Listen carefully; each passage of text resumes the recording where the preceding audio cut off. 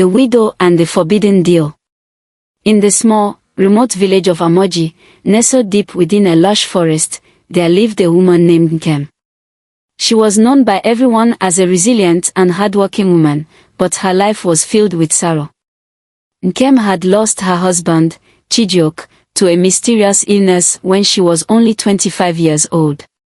Their marriage, though brief, had been full of love, but it bore no children. Years passed, and Nkem's childless status became a subject of whispers among the villagers. Many believed she was cursed or had angered the gods. Despite their hushed words, Nkem focused on making a living by farming and weaving mats, but every night, loneliness consumed her. She longed for a child, a son, to carry her husband's name and fill her home with laughter. One evening, after a particularly harsh day in the fields, Nkem sat under a tall iroko tree, watching the sunset. Her heart ached, and tears streamed down her face as she whispered a desperate prayer to the gods. Chijioke, my love, I cannot bear this emptiness any longer. I need a child, our child. I don't care what it takes. I'll do anything. As her tears fell to the earth, a shadowy figure emerged from the dense foliage. An elderly woman with piercing eyes and a weathered face approached her. It was Mama Ifeoma, one of the village elders known for her deep connection to the spiritual world. Nkem, I know your pain, Mama Ifeoma said in a hushed, knowing tone. But tread carefully, for desperation can lead you down a path of no return. Nkem looked up, startled but hopeful. Mama Ifeoma, I'll do anything to have a child. Tell me what to do. The elder sighed heavily.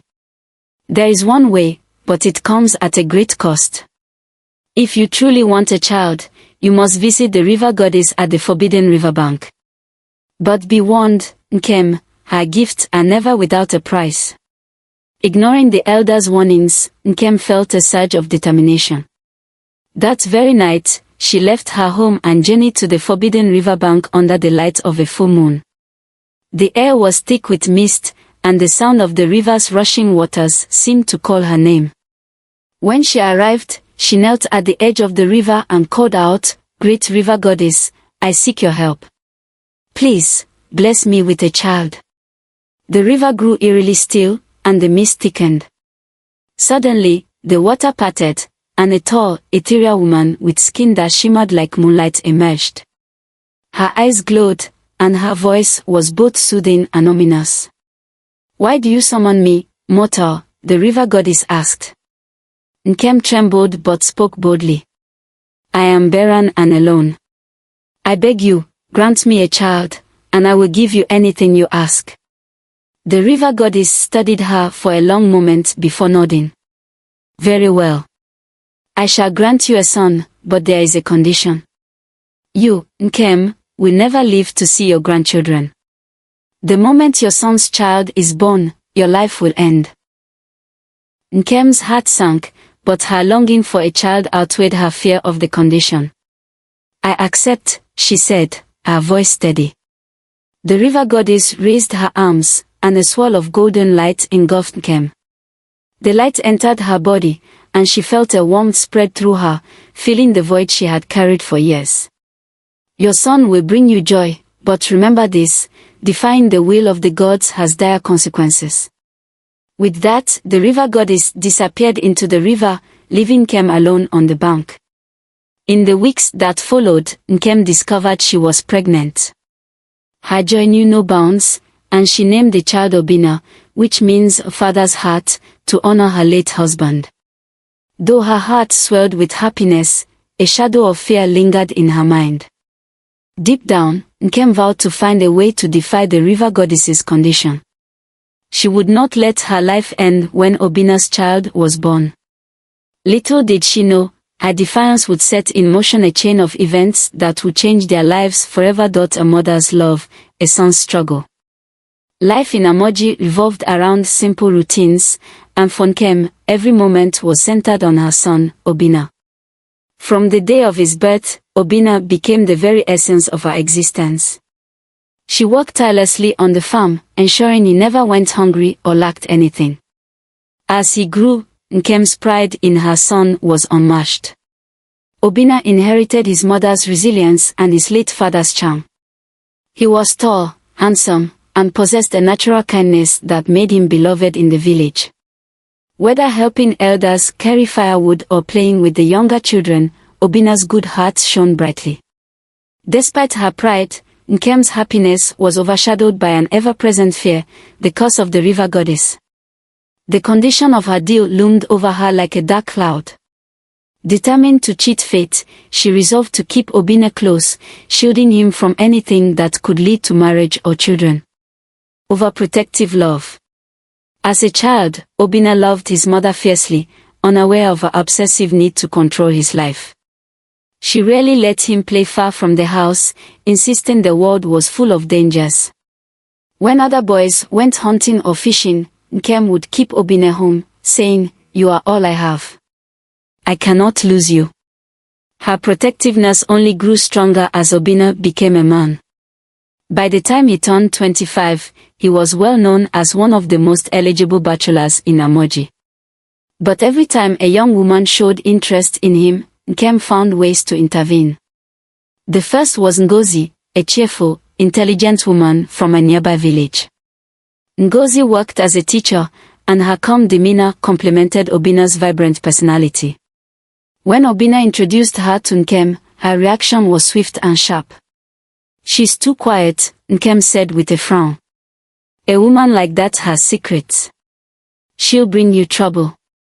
Confused but unwilling to defy his mother, Obinna ended the courtship. Months later, he met Chioma, a fiery and ambitious seamstress. This time, Nkem claimed, "She's too independent. A woman like her will never respect her husband. Forget about her." Obinna began to notice the pattern but remained loyal to his mother, believing she only wanted the best for him. As the years passed, Nkem's influence over his life grew heavier. A fateful encounter. One sunny afternoon, while Obinna was walking home from the field, he heard panicked cries coming from the riverbank. Rushing toward the noise, he saw a young boy struggling in the water. Without hesitation, Obinna began to wade in, but before he could act, someone else plunged into the river, a young woman with fierce determination in her eyes. The woman pulled the boy to safety and helped him to the riverbank. As the boy coughed and caught his breath, she comforted him, whispering reassurances and checking for injuries. Obinna watched the scene unfold, captivated. The woman had a natural strength about her, a blend of fearlessness and tenderness that took his breath away. When she stood to brush the water from her skirt, she noticed Obinna watching her.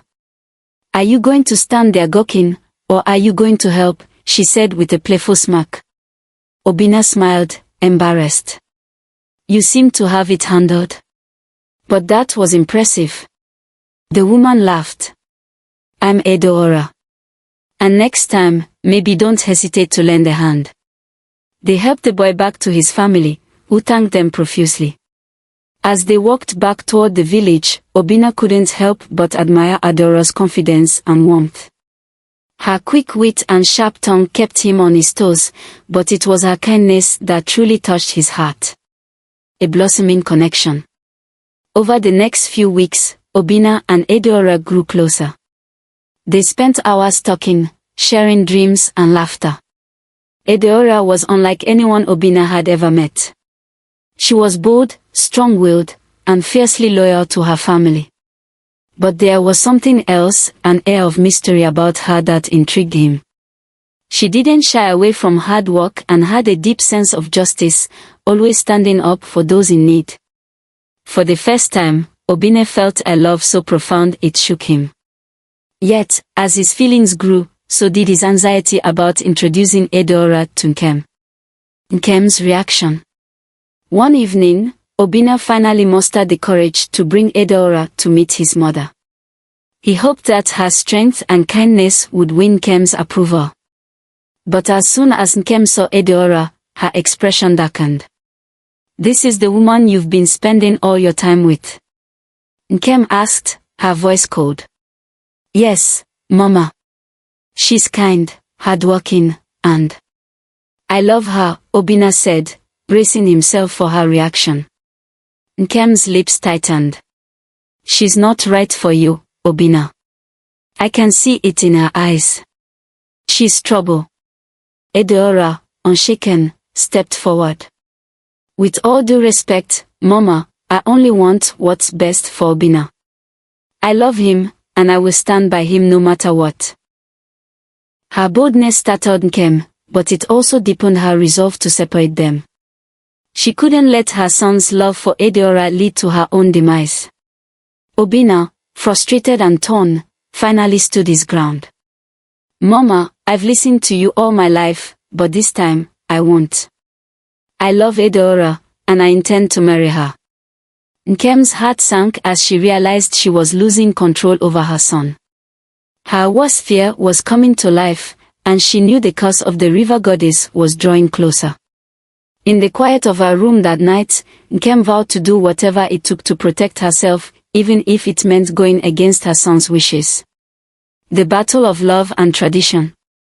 The tension in Obinna's household simmered like a pot on the brink of boiling over. After their first meeting, it became clear to Edeora that Nkem had no intention of accepting her. However, Edeora was not the kind of woman to walk away from a challenge, especially when it involved the man she loved. The cold reception.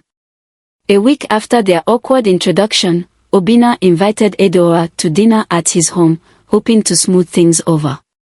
Edeora prepared herself for whatever hostility might come her way, determined to win over Nkem with patience and respect. When she arrived, the atmosphere was icy. Nkem greeted her with a tight-lipped smile, her eyes betraying the disdain she felt. As they sat to eat, Nkem's questions became pointed. Edeora, where is your family from? She asked, her tone sharp. From the neighboring village of Ik. My parents are farmers, Edeora replied politely.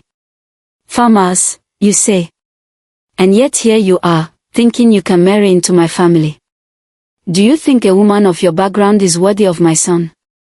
Edeora's heart sank at the words, but she kept her composure. Mama, I may come from a humble background, but I have always worked hard and stayed true to my values. I love your son, and I only want to support him in building a good life. Nkem narrowed her eyes. Love is not enough. A woman must bring honor, not shame, to her husband's home. You're not fit to be part of this family. Obinna slammed his hand on the table, startling them both. Mama. That's enough. You don't even know her. How can you judge her so harshly? Nkem stood, her voice rising. I know enough, Obinna. I see things you don't. This woman will bring ruin to you and this family. Edeora stands her ground. Edeora had held her tongue long enough. She rose to her feet and faced Nkem directly. With all due respect, Mama, I am not here to bring ruin to anyone. I am here because I love Obinna and because I believe we can build a strong life together. I understand you are protective of him, but I am not your enemy. I only ask for a chance to prove myself. Nkem was taken aback by Edeora's boldness. Few people in the village dared to speak to her so directly. For a moment, she was at a loss for words. Obinna took Edeora's hand. Mama, I've made my decision. Edeora is the woman I want to spend my life with. Please, try to accept her. But Nkem's fear of the curse was too great. She shook her head, tears welling in her eyes. You don't understand, Obinna. Marrying this woman will bring nothing but sorrow. You are too blind to see it now, but one day, you will regret this. Hints of the curse. That evening, Nkem retreated to her room, clutching an old pendant given to her by the river goddess years ago. It glowed faintly in her hand, a reminder of the deal she had struck. Her mind raced as she thought about the curse and the terrible price she would pay if Obinna had children. She resolved to do everything in her power to stop their union, but she couldn't reveal the truth about the curse. How could she explain that her own selfish decision decades ago had now trapped her son in this web of misfortune? Instead, she approached Obinna the next morning, her voice soft but firm. "My son, I only want the best for you. This Edeora. I have seen things, dark things, that make me certain she would destroy your happiness. Please, for my sake, let her go." Obinna frowned. "Mama, you keep saying these things, but you refuse to tell me why. What dark things? What have you seen?" Nkem hesitated, panic rising in her chest. "I cannot explain. Just trust me. You will regret this marriage." But Obinna was done listening to her vague warnings. "No, Mama. I love Edeora, and I refuse to live in fear of something you won't even explain to me. She is my future, and I won't let you stand in the way." The proposal.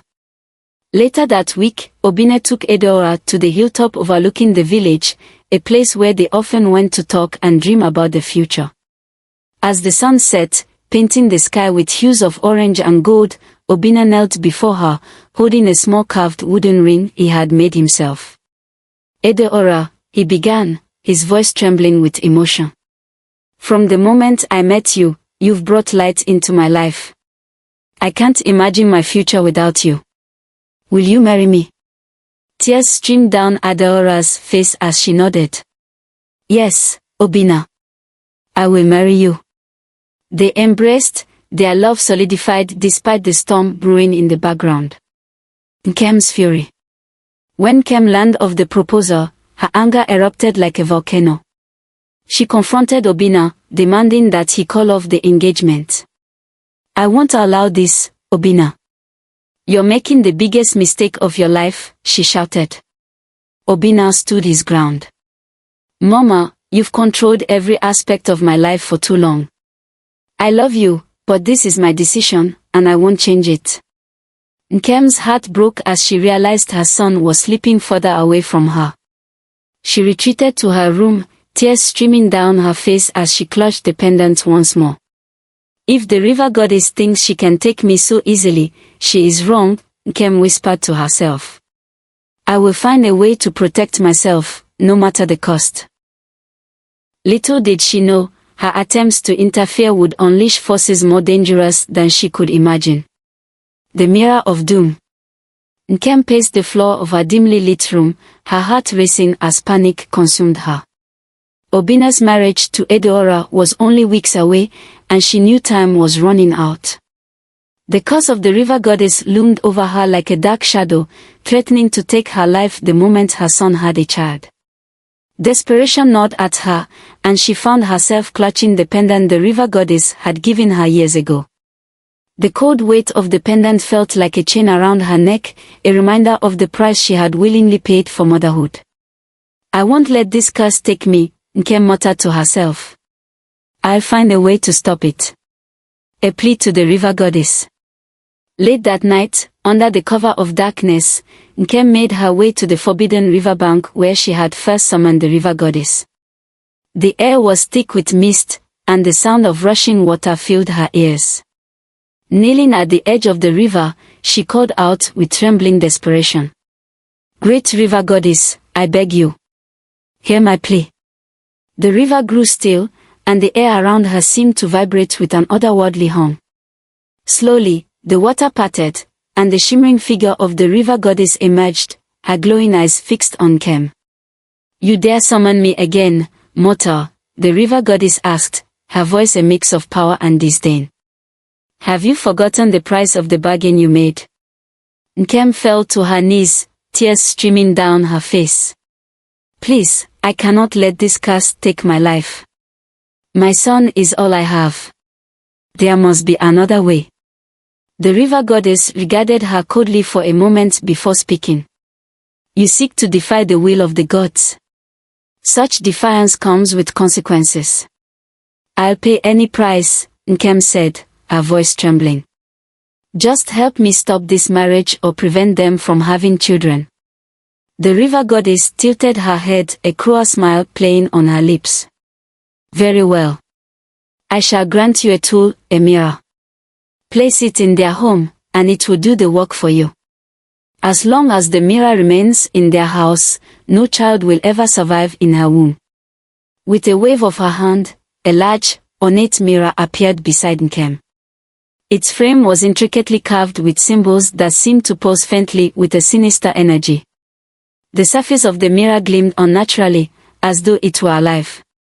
But remember this, Nkem, the river goddess warned. Should this mirror be broken, the curse will rebound upon you, and you will pay a far greater price than death. Nkem swallowed hard but nodded. Thank you, Great One. The river goddess disappeared, leaving Nkem alone with the cursed mirror. The wedding and the gift. The day of Obinna and Adeora's wedding arrived, filled with joy and celebration. The entire village gathered to witness the union, and despite Nkem's first smile, her heart was heavy with dread. During the gift-giving ceremony, Nkem presented the mirror to the couple, her voice steady but her hands trembling. This is a blessing for your new home, she said, wrapping her words in sweetness. It is a family heirloom that brings protection and prosperity. Obinna and Adeora, touched by the gesture, thanked her warmly and accepted the mirror without suspicion. A dark presence in the home. After their honeymoon, Obinna and Adeora returned to their new home, bringing the mirror with them. They placed it in their bedroom, admiring its beauty and intricate design. But from the moment the mirror entered their home, strange things began to happen. At night, Adeora would wake up feeling cold, even when the room was warm. She started having vivid, unsettling dreams of a shadowy figure standing over her, its face obscured. Obinna dismissed her concerns at first, blaming the stress of adjusting to married life. But Adeora's unease grew stronger. One night, while lying in bed, she thought she saw the faint outline of a woman's face in the mirror surface.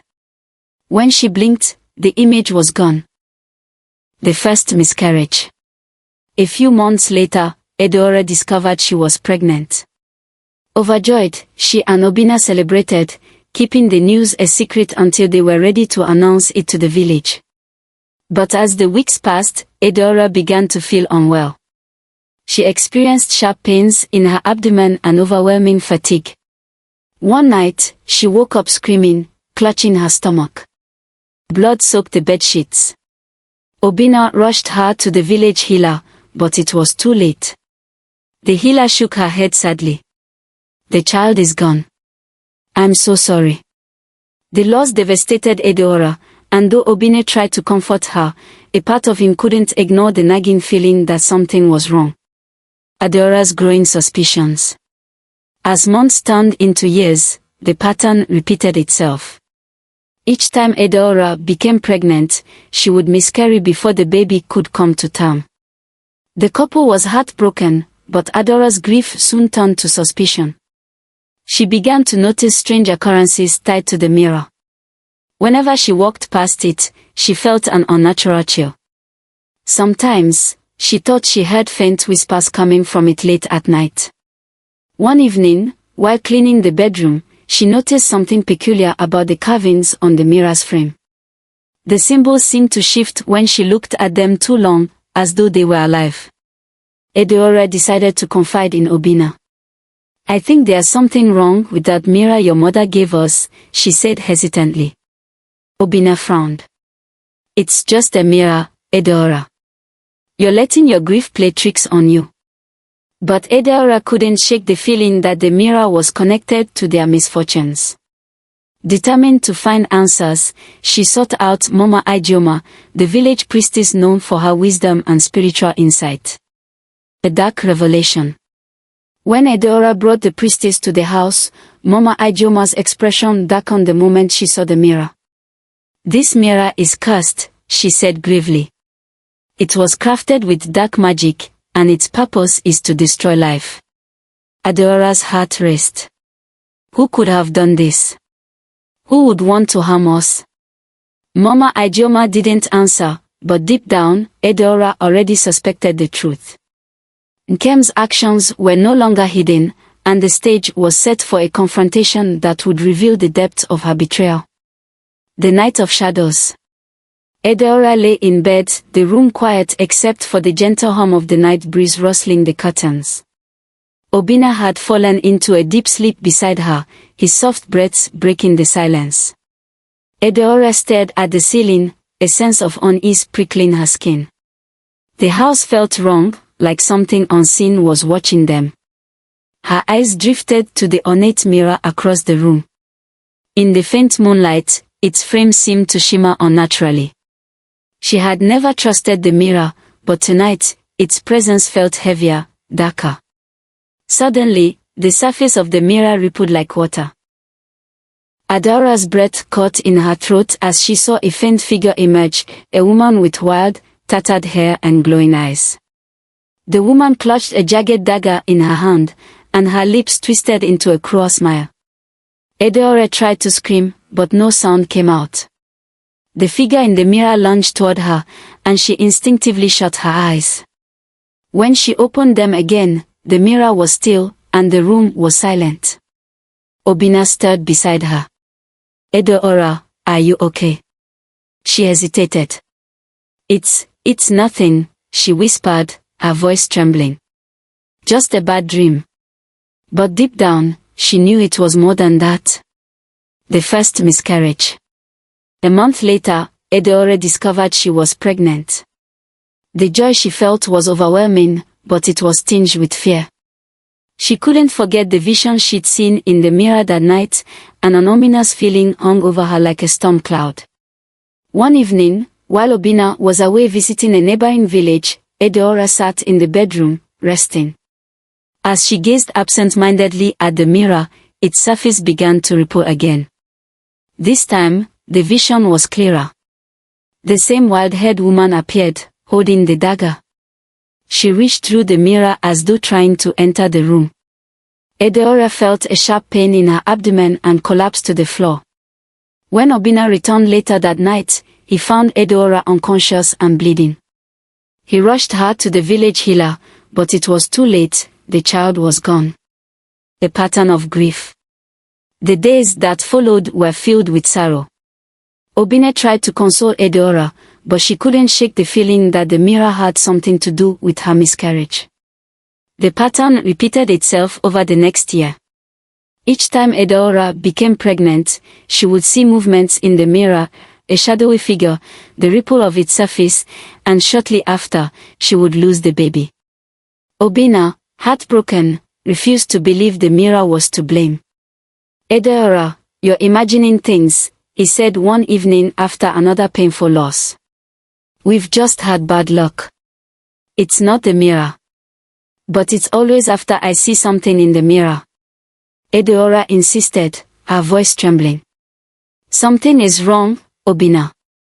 Please, just move the mirror out of the house." Obinna sighed, unwilling to entertain the thought. "It was a gift from my mother." "It's not the mirror, Edeora. Let's just focus on healing." Nkem's hidden hand. Meanwhile, Nkem watched from a distance, feigning sorrow for the couple's losses while secretly reveling in her success. Every time she visited, she would console Edeora, offering false sympathy and platitudes. "Don't worry, my daughter," Nkem said one afternoon, patting Edeora's hand. "The gods will bless you when the time is right." But Edeora couldn't shake the feeling that Nkem's concern wasn't genuine. Something about the older woman's words felt hollow, calculated. Edeora began to watch Nkem more closely, paying attention to her visits and her words. She noticed how Nkem's eyes lingered on the mirror whenever she came to their home, a faint smile tugging at her lips. Seeking answers. Desperate for clarity, Edeora decided to seek the help of Mama Ijeoma, the village priestess known for her spiritual wisdom. One evening, while Obinna was away, Edeora visited Mama Ijeoma's hut at the edge of the village. The priestess listened intently as Edeora described her visions and the tragedies that followed. When Edeora mentioned the mirror, Mama Ijeoma's expression darkened. "Show me this mirror," the priestess said. Edeora hesitated. It's in our bedroom. I don't know if Obina will let me remove it. Mama Ijeoma shook her head. That mirror is a vessel for evil. I can feel it even now, just hearing about it. Whoever placed it in your home has dark intentions. You must be careful, Edeora. There is great danger there. The priestess handed Edeora a small pouch of protective herbs. Scatter these in your home, especially around the mirror. They will reveal its true nature. The truth unveiled. That night, while Obina was asleep, Edeora followed Mama Ijeoma's instructions. She sprinkled the herbs around the mirror, muttering the protective incantation the priestess had taught her. At first, nothing happened. But as Edeora turned to leave, the surface of the mirror began to glow faintly. The carvings on its frame pulsed with an eerie light, and the air around it grew cold. Edeora's breath caught in her throat as the wild-haired figure appeared once more, pressing its face against the glass. But this time, the figure's face morphed into a horrifying reflection of someone she recognized, Nkem. Edeora stumbled back, her heart racing. The truth hit her like a thunderclap. The mirror wasn't just cast, it was a weapon, and Nkem had placed it in their home. Tears filled her eyes as she realized the extent of her mother-in-law's betrayal. Determined to protect herself and her future children, Edeora knew she had to confront Nkem and put an end to the curse once and for all. The truth revealed. The nights in Obina and Edeora's home had grown heavier, steeped in an unnatural stillness that felt alive with menace. The cursed mirror loomed in their bedroom like a silent predator, its dark energy suffocating the once happy couple. Edeora's suspicions about Nkem had only grown stronger since her visit to Mama Ijeoma. The priestess had warned her that the mirror was not only cursed but actively tied to Nkem's dark intentions. Edeora knew she had to uncover the truth, even if it meant facing danger. The midnight intrusion. One fateful night, Edeora woke to a faint sound, like whispers weaving through the air. The room was cold, unnaturally so, and the mirror's surface gleamed faintly in the moonlight. Her heart pounded as she reached for Obina, only to find him fast asleep beside her. Then she saw it, a ripple across the mirror's surface, like water disturbed by a storm. A shadowy figure began to emerge, its form materializing until it stepped fully into the room. Edeora gasped as she recognized the figure, Nkem, holding a mystical dagger that shimmered with an eerie, golden glow. Edeora froze, her breath caught in her chest, but she quickly willed herself into action. She grabbed the clay pot from the bedside table and hurled it to the ground, the crash shattering the silence. Nkem turned, startled. For a moment, the two women locked eyes. You! Edeora whispered fiercely. It's you. You've been doing this all along. Nkem's expression twisted into one of guilt and desperation. Without a word, she stepped back toward the mirror, as though to escape. But Edeora lunged forward, grabbing her by the arm. Don't you dare run! Edeora cried. Tell me the truth. The dark confession. Trapped and shaken, Nkem collapsed to her knees, the dagger slipping from her hand. Tears streamed down her face as she finally confessed. Yes, she sobbed. It was me. I did it. I cursed you and your unborn children. Edeora's eyes widened with shock, her mind racing. Why? Why would you do this to us? Nkem clutched her pendant tightly, her voice trembling. I made a deal with the river goddess years ago. I was barren and desperate for a child. She gave me Obina, but at a terrible price. She said I would not live to see my grandchildren. If Obina has children, I will die. Edeora stared at her, horrified. So you would rather kill innocent children, your own grandchildren, than face the consequences of your actions? You don't understand. Nkem cried. I only wanted to protect myself. I didn't want to leave Obina alone. He is all I have. Protect yourself. Edeora's voice rose, anger and heartbreak mingling in her tone. You've been destroying his happiness. You've been destroying our happiness. Nkem sobbed harder, the weight of her guilt crushing her. I didn't know what else to do. The river goddess gave me the mirror as a way to stop you. But now, I don't know how to fix this. Obinna learns the truth. Their argument had woken Obinna, who stood in the doorway, his face pale with shock. Mama, he said, his voice trembling. Is this true? Nkem turned to her son, her expression one of utter despair. Obinna, I only wanted to protect you. Protect me. Obinna's voice cracked with emotion. You've been cursing my wife. Killing our children. How could you do this?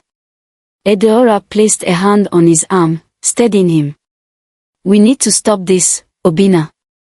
We can't let it go on.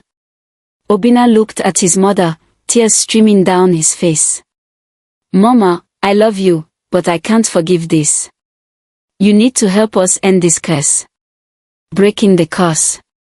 The next morning, Edeora, Obinna, and Nkem went to Mama Ijeoma for guidance. The priestess listened intently as Nkem recounted her deal with the river goddess. This is a grave matter, Mama Ijeoma said solemnly. The curse cannot be broken without a sacrifice. Nkem's head shot up. What kind of sacrifice? Mama Ijeoma's expression was grim. The mirror must be destroyed, but doing so will unleash the full force of the curse upon you, Nkem. It will claim your life. Silence fell over the room. Nkem's hands trembled as she absorbed the priestess's words. If I don't destroy the mirror, what happens? Nkem asked, her voice barely a whisper. The curse will remain, Mama Ijeoma said. No child born to this house will survive. A mother's choice. That night, Nkem sat alone by the riverbank, clutching the mirror she had taken from Obinna and Adeora's home. She stared at her reflection, seeing the years of pain and fear etched into her face. She thought of Obinna, of the sacrifices she had made to give him life. And then she thought of the lives she had taken, the innocent children who would never know the world because of her selfishness. I cannot let this continue, she whispered. The next morning, Nkem returned to Mama Ijeoma's hut with the mirror. Edeora and Obinna were there, their faces tense with anticipation. I will destroy it, Nkem said, her voice steady. I have caused enough pain. It's time to end this. The final act. With Mama Ijeoma's guidance, Nkem performed the ritual to destroy the mirror. As she shattered it with a heavy stone, a deafening scream echoed through the air, and a blinding light engulfed the room. Nkem fell to the ground, her body trembling as the curse consumed her. Obinna rushed to her side, tears streaming down his face. Mama, he cried, holding her close. Nkem smiled weakly, her hand resting on his cheek. Obinna, forgive me. I only ever wanted to protect you. I forgive you, Mama, he whispered, his voice breaking. With a final breath, Nkem closed her eyes, the weight of the curse lifting as her soul departed. A new beginning. The curse was broken, and peace returned to Obinna and Adeora's home. Months later, Edeora gave birth to a healthy baby boy, followed by a baby girl a few years later. The couple named their son Nkemdelim, meaning, my mother lives with me, in honor of Nkem's sacrifice. Though they mourned her loss, they found comfort in knowing that her final act was one of redemption and freedom. The morning after Nkem's sacrifice was heavy with grief and quiet resolve. Obinna and Edeora returned to their home, carrying the weight of what Nkem had done to save their family. Though they mourned her passing, there was a strange calmness in the air, an unmistakable feeling that the curse had finally been lifted. A mother's final words. In her final moments, just after the mirror shattered, Nkem had clung to life long enough to address Edeora. Edeora, she whispered, her voice weak but filled with sincerity, I wronged you in ways no words can repair. My fear blinded me, and I caused you pain that no one should endure. Please, forgive me." Tears streamed down Adeora's face as she knelt beside Nkem. "Mama, I forgive you," she said softly. "You gave your life to set us free. I will honor your sacrifice." Nkem managed a faint smile, her hand trembling as she reached for Adeora's. "Bless you, my daughter. May your home be filled with the love and joy I could not give." Turning to Obinna, she placed a hand on his cheek. "My son, live a full life. Love deeply, and cherish every moment with your family." Obinna held her close, his tears falling freely. "I love you, Mama," he whispered. With that, Nkem took her last breath, a look of peace settling on her face as the curse's weight lifted from her soul. A new beginning. In the months that followed, Obinna and Adeora began to rebuild their lives. Without the dark presence of the cursed mirror, their home felt lighter, filled with warmth and hope. When Adeora discovered she was pregnant again, the couple was cautious but optimistic. With Mama Ijoma's guidance, they performed protective rituals and kept their faith strong. 9 months later, Adeora gave birth to twins, a boy and a girl. The entire village rejoiced at the news, celebrating the long-awaited blessing that had come after so much hardship.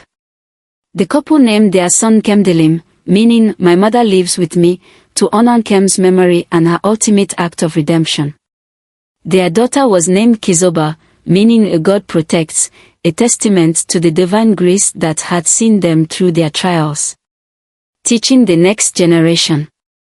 As their children grew, Obinna and Adeora made it a point to teach them about their family's history, the struggles, the sacrifices, and the lessons learned. They told stories of Nkem's unwavering love for her son, her tragic mistakes, and her ultimate redemption. They taught their children about the importance of love, faith, and forgiveness, and how even the gravest wrongs can be made right through sacrifice and courage. "Our family has endured darkness," Obinna would say, "but it is in the light of love and forgiveness that we have found our strength." The legacy of redemption. Years later, as Obinna and Adeora sat on their porch watching their grandchildren play in the yard, they reflected on the journey that had brought them to this moment. "I think she would have been proud," Adeora said softly, her hand resting on Obinna's. "She would," Obinna replied, his voice filled with emotion. "In the end, she did what every mother would do, she gave everything to protect her family." The couple shared a quiet smile, the weight of the past now a distant memory. Their home, once filled with grief and fear, was now alive with laughter and love, a testament to the power of redemption and the enduring strength of family. The moral of the story. The tale of Nkem, Obinna, and Adeora is a reminder that love is not without its trials, but it is through forgiveness and sacrifice that true freedom can be found. No matter how dark the path may seem, there is always a way to redemption for those willing to face their fears and take responsibility for their actions.